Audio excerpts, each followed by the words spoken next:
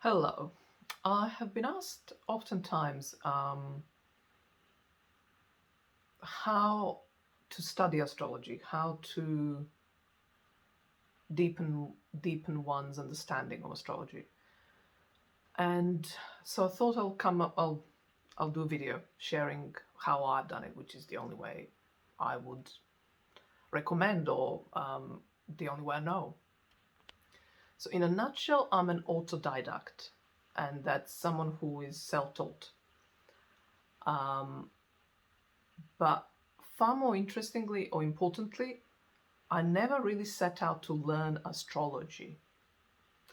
All I ever wanted is to learn about myself using astrology from day one. And so in my chart, this is supported by Mercury trining Uranus in Gemini and Libra on the other side, as it were. But Mercury and Uranus together are autodidact signatures because Uranus is like the maverick. He does his own thing, and if anything, people follow it as opposed to follows anyone, right? And he has to do it his own way and unique to them. And Mercury is a student, a perpetual student, and it's also it kind of learns by experience, right? And hands, so that's kind of her Mercury are hands, Gemini, Mercury are hands, and so anything to do with hands, metaphorically speaking, even if not literally, if you're not learning something that requires hands as a tool, right? But metaphorically speaking, symbolically, this is a nod to having to do it yourself, right? So that's my own signature, but which supports this learning journey that I have undertaken for over 30 years.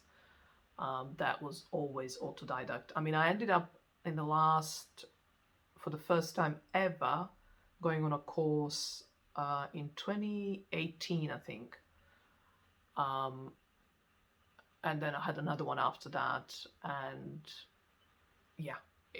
that's astrological course, right? Astrology course, and that's 30 plus years after me self-studying, right? But I want to focus on this piece as well. That astrology, for me, the moment I was introduced to it, which was in my teens, I was always super reflective and introspective in the sense of not introvert. I was always an extrovert, and then eventually I'm an ambivert now, and maybe more intro. Well, anyway, doesn't matter. But so I was always introspective and self-analytical. I have Pluto in Virgo, and I have a stellium South Node in Virgo, and Jupiter in Virgo, and it's and then Mercury in Gemini. So there's a lot of mind activity of analysis, right, of who I am and how I am, and that kind of perfecting myself, right? So that was always a fascination for me. So there's that impulse in me so strong, and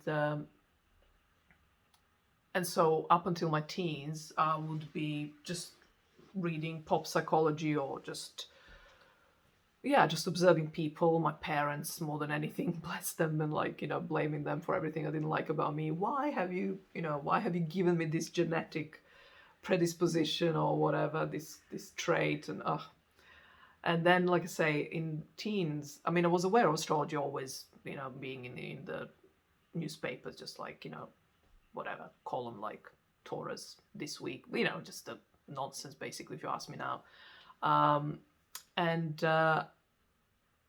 but like at a time, like I say, I had a friend who was into science fiction first and foremost, which was my thing always, and aliens and paranormal fascinated me all my life, and I didn't even know that he was into astrology until one day we were in his place talking, as always, these like topics, and I don't know how he brought it up, and he was like, "Oh yeah, of course," he was gonna do my chart. I know my birthday. I even knew my time of birth because there was a story around that. So it was like it was early in the morning, and so I knew all that even. So anyway, but I never bothered to kind of put it together to have a chart, right? Until he mentioned it in my teens, and then he created this chart. I saw this, and it was like someone gave me a map to myself, a map of myself. It was like at that moment, it was like Mom and Dad, you're off the hook. I'm not interested in looking to you to understand myself anymore. So you can have, a guilt-free living. Not being silly, but yeah. So my desire was only ever to master astrology so that I can understand myself. So that was the driving force, the learning driving force, the learning impetus for me, right? So I had, as soon as I could get hands on books, I had to, in the little town I lived in, I couldn't have anything. So it was, I can't remember, I was just asking him, and I can't remember how I researched it. Probably, maybe just him actually.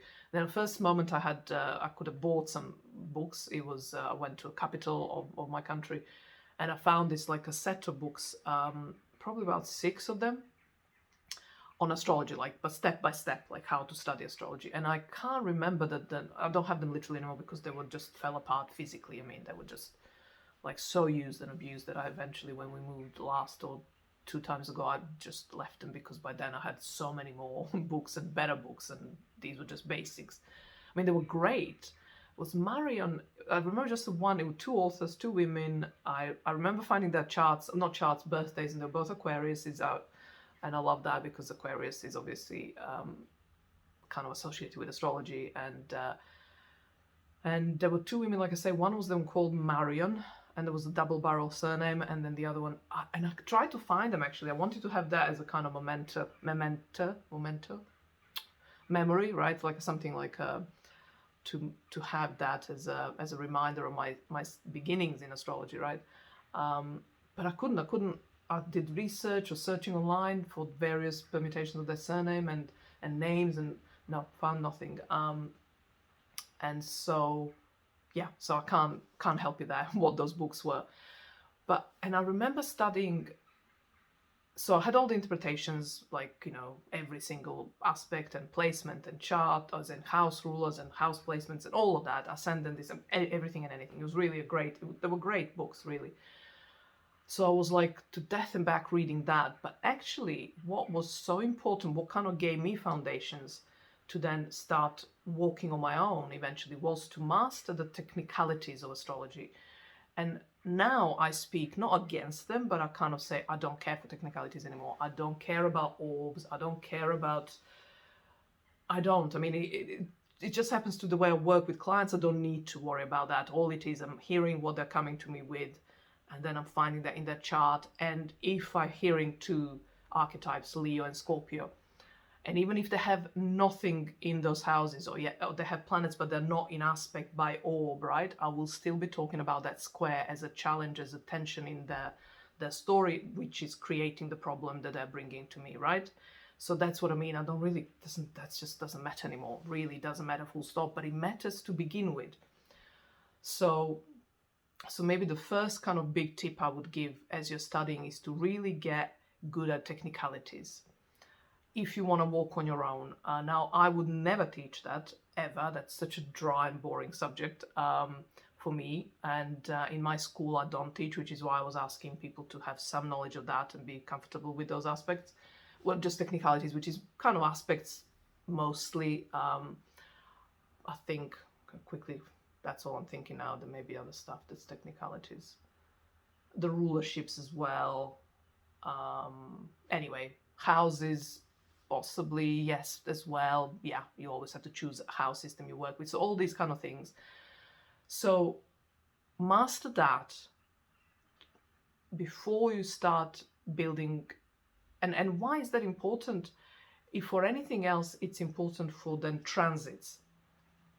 To understand, to be quick and picking up what transits are happening and they're doing to your chart.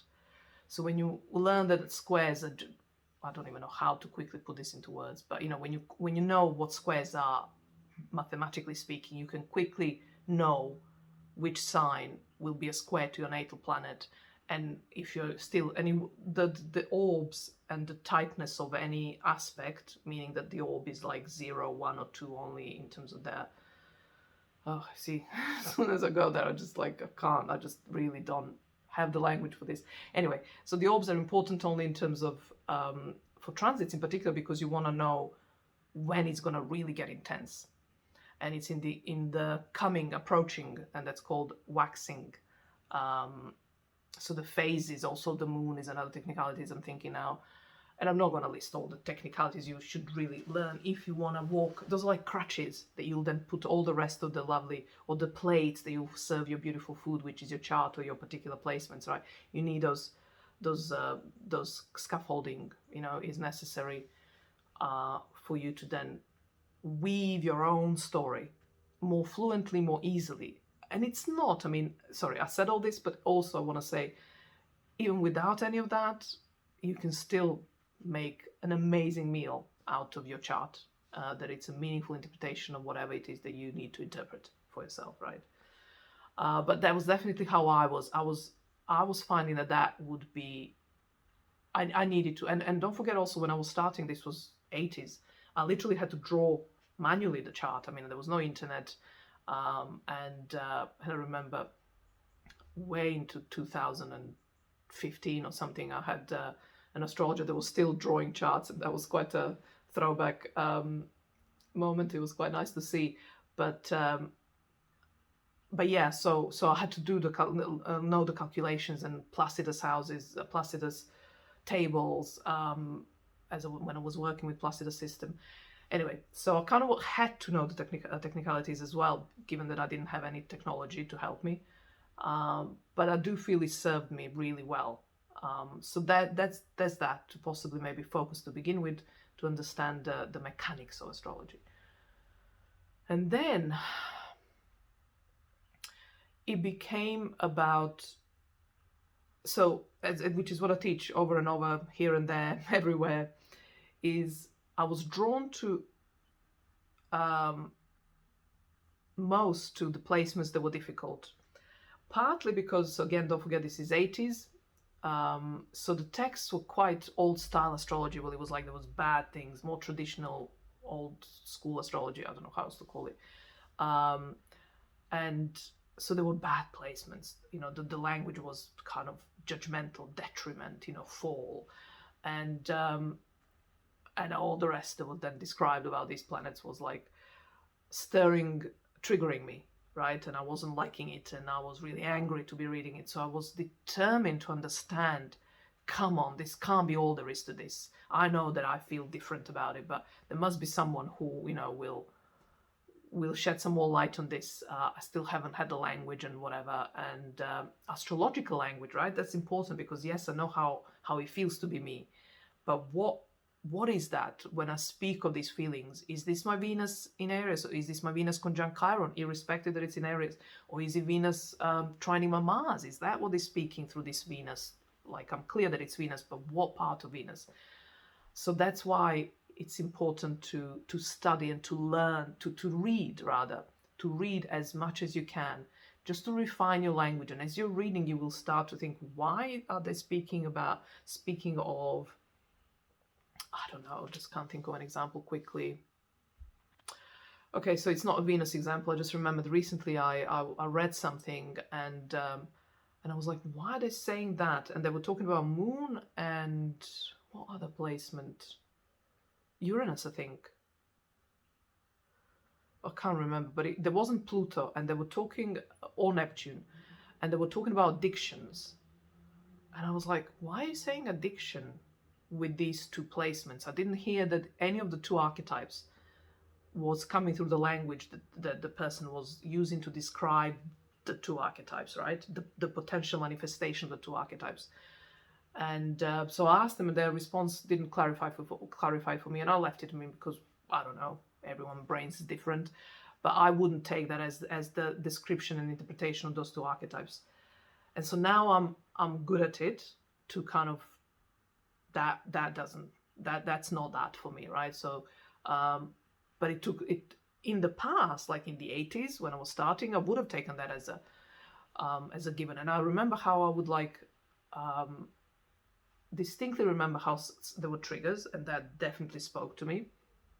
And then I realized the reason it spoke to me is because those were the shadows that others projected on me, including those texts, because those qualities are not considered part of the social norms, let's say, but also my own shadows that I I actually didn't like being called on, right? Being like, oh yeah, I am like that, but I don't want you to tell me that I'm like that. I don't want you to know that I'm like that, right? So it's my shadow.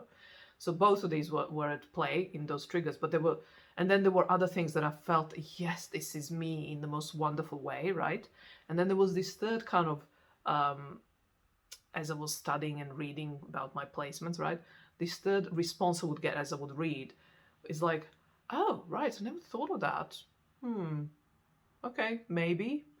And now, then I didn't know, so that would be part of my own study material. So every time I'm reading about certain placements of mine, studying my Venus or my Saturn or my Mars or whatever, I'll have a file for that.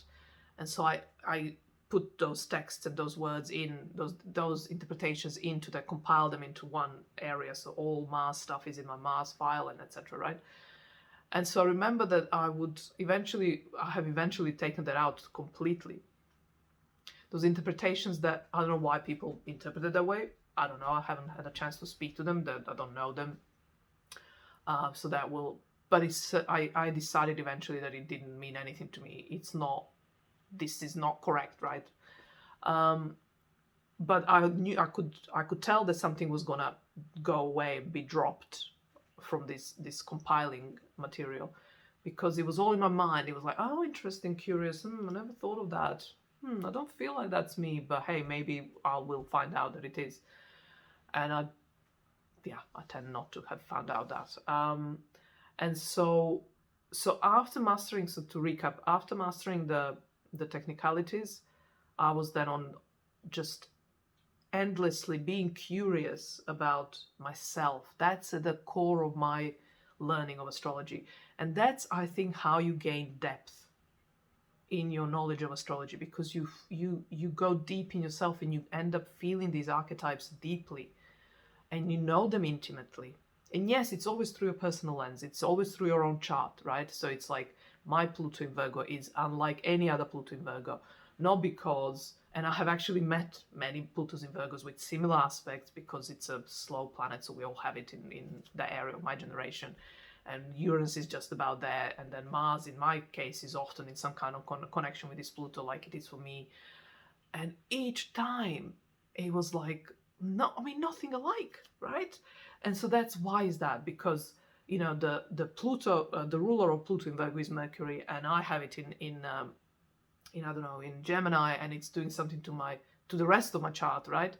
Unlike other people's Mercury's also for Pluto in Virgo generation relevant to understand that Pluto in Virgo, right? It's like, where is the ruler? What is the ruler doing? How are you getting to understand your Pluto in Virgo via its ruler? But that route of understanding will be so different, because you see how it starts to split, and you have many branches shooting off different directions, even though at one particular moment in the chart you may share that with hundreds and thousands of people. But the moment you start looking closely and to you specifically, you will find that it's just applicable to you, and your own understanding of Pluto in Virgo will be your own. And yet, it's not to say that there isn't a lot of overlap as well, and that what you're saying is unrelatable, not at all.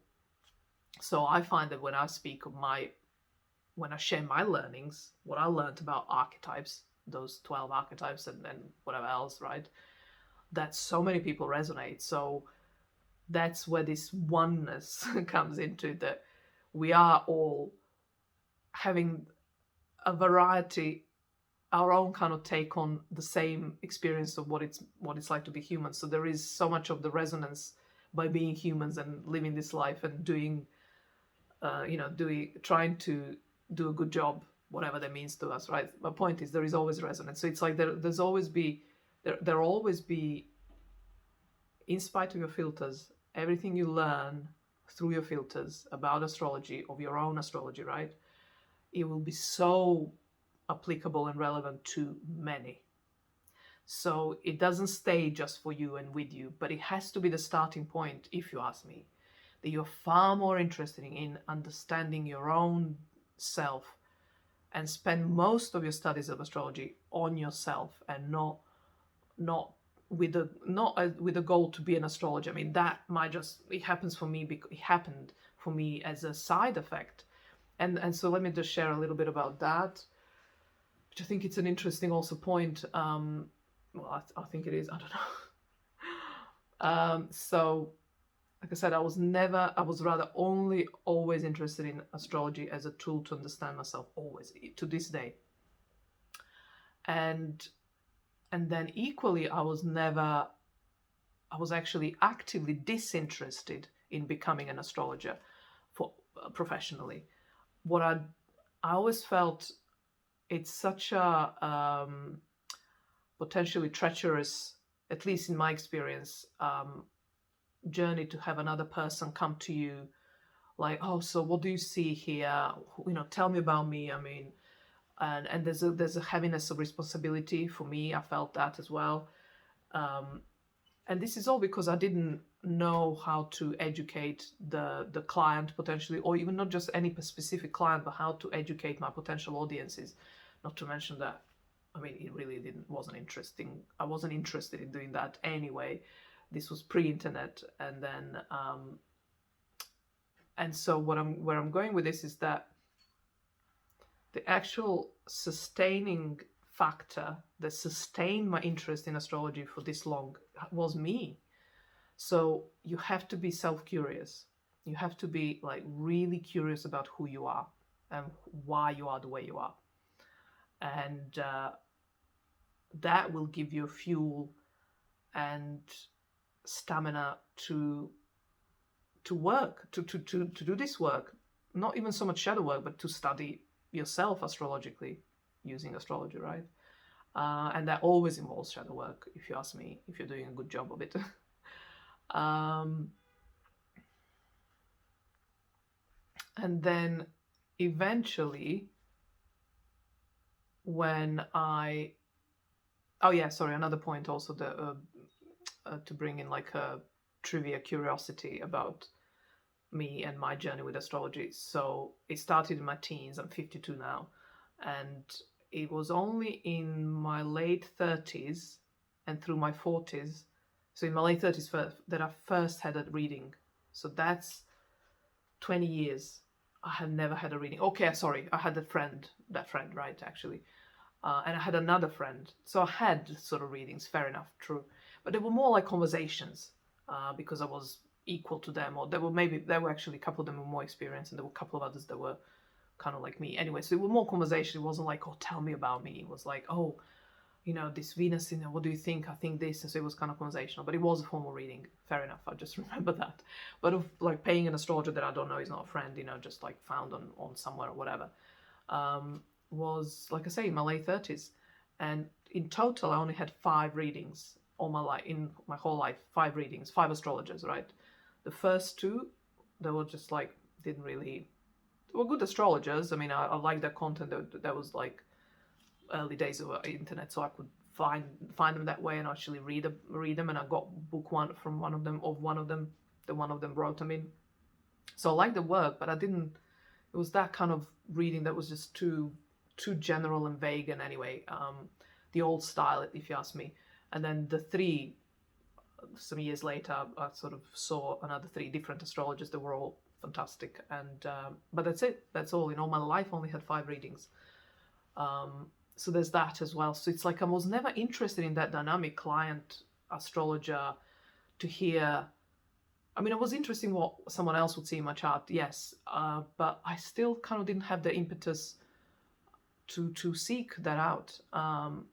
And it was more like, just what do I make of this, right? So there's that, like I say, self-curiosity. And so the point,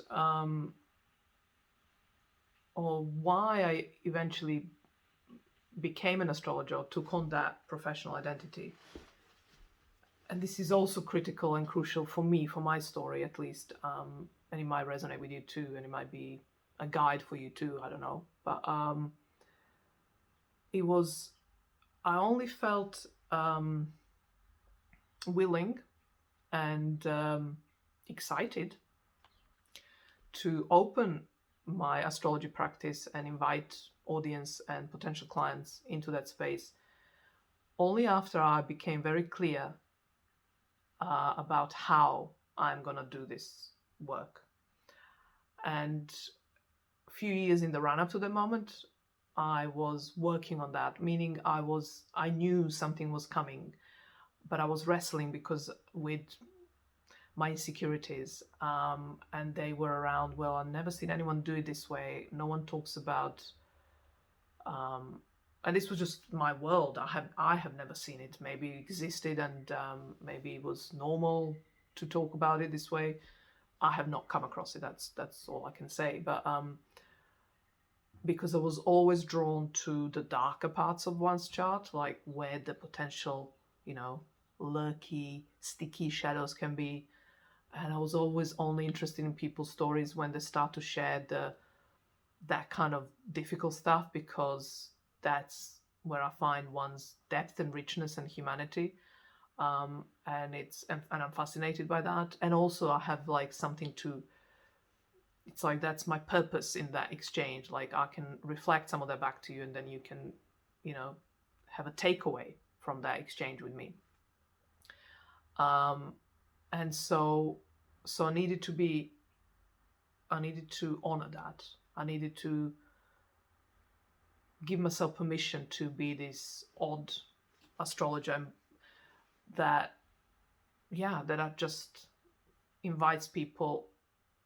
Like I say, I'm not for the faint-hearted, but I'm upfront about that. So I'm saying I figured out what that is a juice for me that makes me so excited to get a client. It's like, yes, yes, let's get into this and let's look at what this is, and let me help you see it in a way that will be empowering for you, right? But we need to go to that dark place, and until I gave myself permission to do astrology that way, I was just in the closet. I was just like, I can't do it any other way. I can't do all that.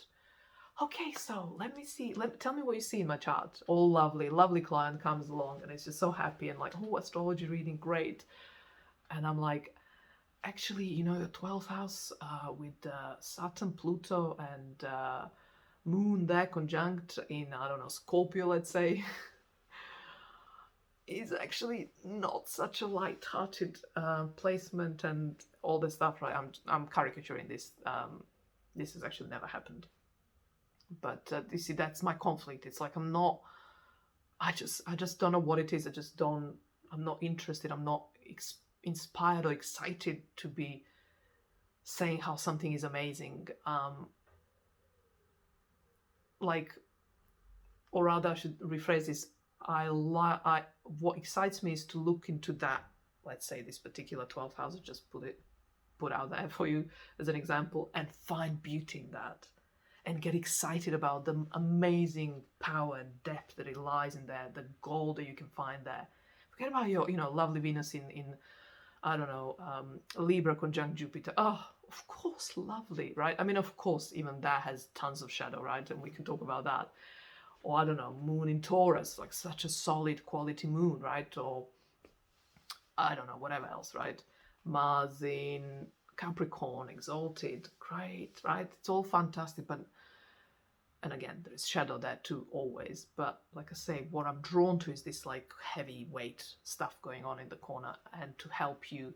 It's like, if you're not aware of it, you want to be aware of it, because it can trip you up, but also you're wasting, and plus you can't ignore Pluto. I mean, even if you intentionally, rationally or mentally are not keeping an eye on it or are unaware of it, it's in your life, whether you connect that is your Pluto or not, but I can help you do that, right? So yeah, it's just, that's kind of what excites me.